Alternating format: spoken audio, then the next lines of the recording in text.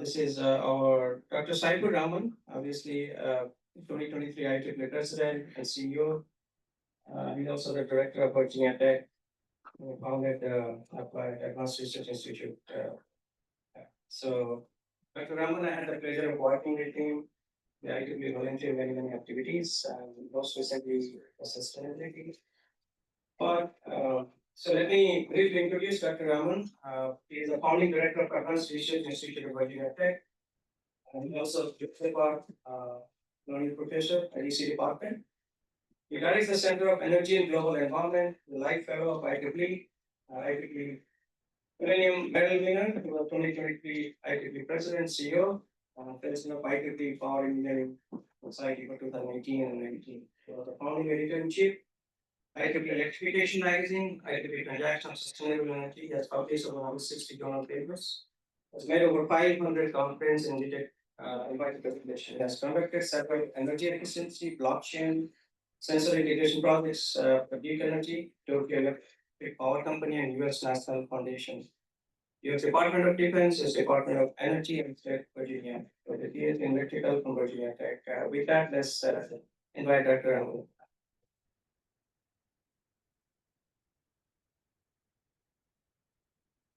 Use this.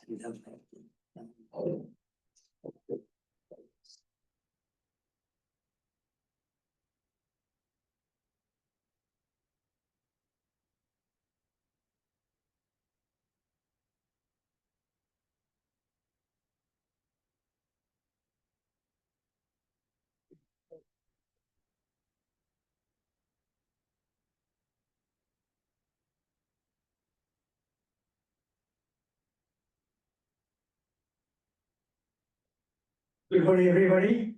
As you can tell from my title of the slide, I am giving more than the last mile challenge. When last mile means to give connection to remote area, the homeowner can talk or do WhatsApp. Something beyond that. Remote areas have health clinics, schools. Some of the examples I give you here to show how inside the school, inside the health center, you can communicate faster and cheaper, not just Wi-Fi to the home, inside the building. That's where I'm coming from. So this is my building at Virginia Tech. Didn't I show this? It's only 10 miles from here, I mean 9 miles from here. At the bottom is my personal website. This slide deck is already published. And that if you go to that page, you'll see this, that's the top now. So don't only take pictures, just look at me. And listen to what I'm saying. I see people busy taking pictures. You can just go to your phone right now and download this. You can have it. That's the reason. So, as I said, I'm looking beyond the telephone audio connection to the remote areas of Brazil. Brazil was talked about here. Talking about what will you get there, how we communicate internally. We have very different options, of course. We have wireless, satellite internet, and hybrid. That's very important. The first bullet on the hybrid, community networks. I'm giving example in South Africa, Indonesia, how this is being done, so that everybody is connected. Like example, Maureen Murphy gave, why you do this, not just do this. The Wi-Fi is what I'm talking about going forward. So there are 4 primary wireless technologies. Of course, fixed wireless, 4G, 5G, Wi-Fi mesh, and TV white space. In fact, we have a talk this afternoon by Monisha Ghosh. She's talking about this TV white space. You learn more from her down the road this afternoon. So, fixed wireless has pros and cons. Of course, you see here, it's high-speed internet, it's fine, last mile connections, but again, it is not that easy to go to the very last mile. But it's not that bad. I travel a lot. For example, Bangladesh is a country of 170 million, there are 190 million SIM cards active. I have 2 of them. So that's the point. In Bangladesh, small country, everybody's connected, everybody. Remote villages too, because they have cell antennas, and I talked about the connect earlier before. Government said If you, one company, build your tower, third company wants to connect, you must give them access, must, by regulation. So they're not building so many towers. Each company doesn't make that. India is a good example. India has a cell tower business. They make only cell tower availability. And it does that. And then companies rent space on that same tower. As a result, we have same diesel engine, same security, providing service to 5 companies. That's the challenge, getting remote access.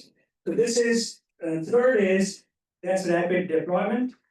And again, we have to leverage this infrastructure because it is not just the waves, you got base stations, how to do that. As you do 5G, for example, then every base station has to have fiber connection with the other one for 5G speed.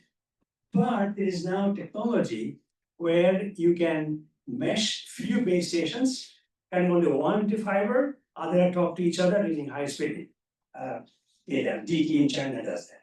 This is happening globally. So 4G, 5G, 4G is, of course, 4G is, we know what that is. And the point is, we have some regulatory challenge, the pricing. If you go to 4 to 5G, the local telecom authority will tell you how much it costs for that service. In many countries, in Asia and Africa as well, this is a bottom line, because they're not able to pay enough connectivity fee to regulators to make enough money to cover their expenses. It's not just technology, so regulation, finance are very important. This is a Wi-Fi mesh network. Again, connecting multiple homes, buildings. In my case in Virginia, I have internet, Fios internet, phone and TV in one cable. How does the power company get data from a smart meter? They don't have connection to my home. They have Wi-Fi mesh. 50 to 60 homes are connected Wi-Fi mesh to a receiving station, relaying station. That relaying station, there is GPRS, mobile network to go to the substation, and substation to the power company control center is their fiber. An example, fiber, GPRS, and wireless mesh. It's happening here in Virginia. So this can be done in remote areas of the world, wireless mesh, provided you give one of those buildings better connectivity. They will share the information among them. My point is that an engineer and a professor, make sure we reach as many people as you can at the least possible cost. Don't get stuck with the model of a bigger company master base station at every village. It doesn't work that way. So, the white space. I think when we will talk about this in more detail, but this is the unused old TV network where you had antennas. That is out in this country, many countries. So that is available now to be used for telecommunication. It's happening in this country to some extent, and other countries would be a good example because you go to African countries, you have TV network that is not used anymore in the US, for example. Those networks, the white space not being used can be used for communication activities. What I'm trying to make is, as you heard from our Region 1 director and Drew, we have sections in 346 locations. Those are engineers, computer scientists, use that to get this idea across, how to make it happen. And my point is passed to the president is not only technology, like what he said, in human beings who will do the work. And going for 10,000 free days. I worked more than 10,000 days, but it was more much more, and no cost to me to them. In 23, I went to 27 countries, no fees. Out of the house for 9 months out of 12 months. So you can see how life is, and as long as your spouse is willing to put up with it, it's okay. Otherwise, you get problems. So white space now. This is something happening today. Geostationary and LEO satellites. You know very well Starlink, for example, as a LEO satellite. So we have many ways to do this. Geosatellites go as high as 35,000 kilometers, very high. A lot of coverage as a result, right? We know that. Problem is latency. They're so far up. The other thing is we have other networks. Problem is, we have to have stronger base stations to transmit data. That's the geosatellite issue. If you go to LEO satellites, low Earth, that's about 500 to 2,000 kilometers above the Earth, which is, the solution is put many satellites, like you see here. SpaceX has 7,800 satellites now, small ones. Amazon 100, China 3,200, and so on. So the EU has big number of satellites going forward. This is the issue. Which one is our answer? I'll give you some numbers at the bottom of the screen, right-hand side, the money issue. Because Starlink has been able to cover so many places, they are the cheapest. You can see the numbers here. They're in Africa, one number, and US, different number, and so on and so forth. Hardware, 180 to 390, because depending on how much, what size antenna you want, you get more information. And then the monthly cost varies because you need or can get different services. Only audio, internet, high-speed internet, all those are options. The point is available, issue is cost. That can come later once we know what we want and how do we get there. So now next is hybrid and emerging technologies. I focus on three things: community networks, balloons, drones, and Wi-Fi, light fidelity. Network for communities, example right here, two examples. One is in South Africa, one village. They get the information from this satellite to one building and then locally communicate. They will own local network to talk to buildings and homes. So there's for rural areas, small communities, and low income urban areas as well. The issue is it is not that expensive. You can see in Africa only $1.50 per month for individual customer. The way they price it, they're saying we have to make it so inexpensive that the one person's daily income should not be no more than this, $1.50 a day. It's possible. That is the metric. Daily income is enough to pay for the service for the whole month. That's how we are looking at it. This is the balloons and drones. I see Mohammed Salim hasn't talked about the stratosphere. So we'll see. I'm not going there. He will define what that is and where you go from there. Point is, these balloons can last for weeks at a time. Stationary in the stratosphere. That means they are able to receive data and transmit data to the same location. And drones are another example now. These drones are solar powered, they can fly for months. They don't have to be brought down to recharge the battery. This is happening. My point is technology is diverse. You pick what you want. I give you a menu, options that you can look at. This is the possibilities that we can look at. And I hope this will be available to your people, the CUC people going down to take us ideas like into the list. Look at this possibility and focus on this idea. This is for you is the starting point, building block for your access. So light fidelity, very important. I mean light waves, not radio waves, transmit data. Very fast, but doesn't go very far. That's okay. Inside a hospital, inside a school, inside a library, inside a factory, into that. Light-based transmission, very fast, but doesn't go very far. And fairly inexpensive. That's the light fidelity. This is a summary. Fixed wireless, mobile, Wi-Fi mesh, TV wide space, geosatellite, LEO satellite, community network, balloons, Wi-Fi.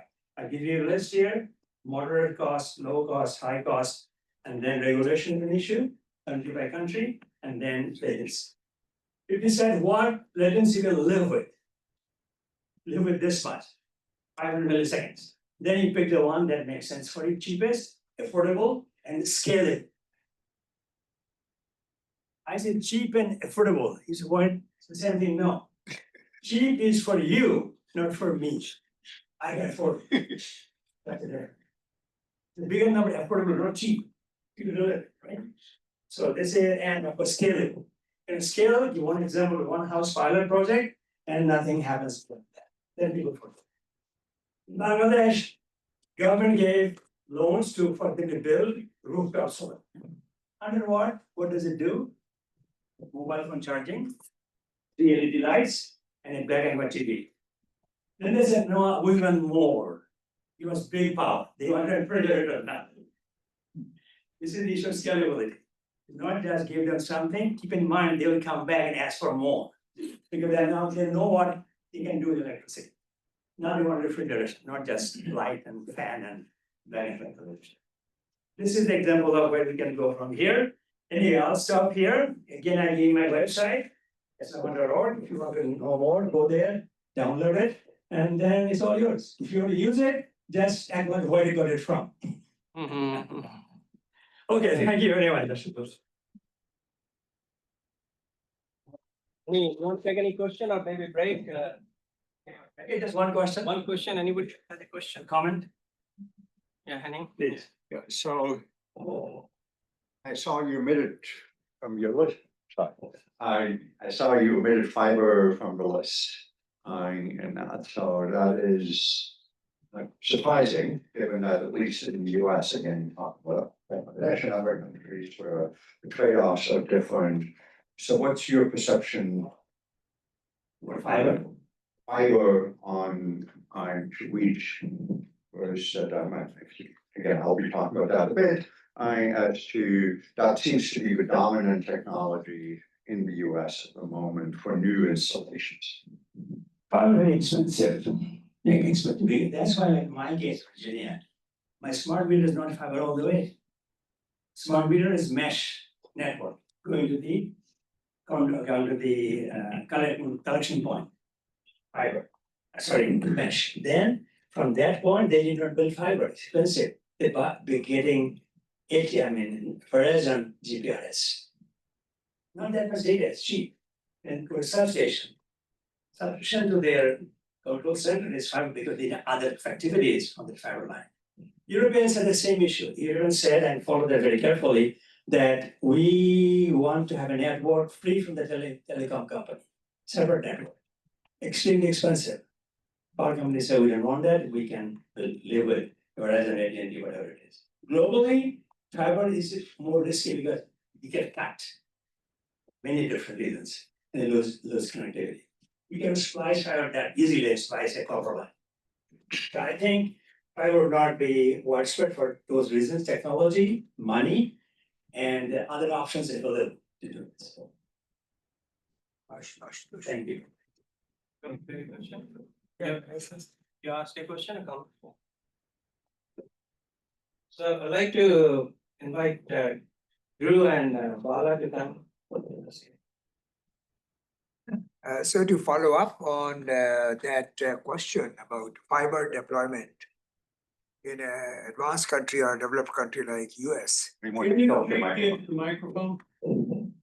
Tilt the microphone. Just do it. Hold your mouth, yeah. Okay, so I know you have been traveling to Bangladesh, India, and other parts of the world. You probably know that at the beginning of the century, around 2000, when fiber was very high, was a very popular technology. Right. It still is.